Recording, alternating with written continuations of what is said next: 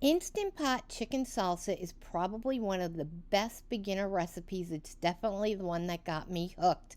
Start with 1 cup of salsa in the bottom of your pot, add in 3 to 4 chicken breasts, taco seasoning over the top, and the remainder of your jar of salsa, and then cover it up.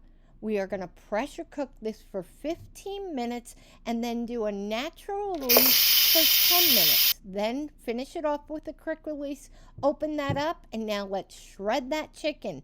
And if you've not shredded your chicken with a hand blender, you don't know what you're missing.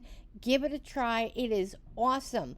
Blend that chicken up, and then there we go. Perfect for tacos, meal prep, quesadillas, chicken nachos, rice bowls. Beautiful perfection. I hope you love this. Let me know what you think. Give me all the likes, love, comments, whatever you can. I completely appreciate it, and don't forget to subscribe.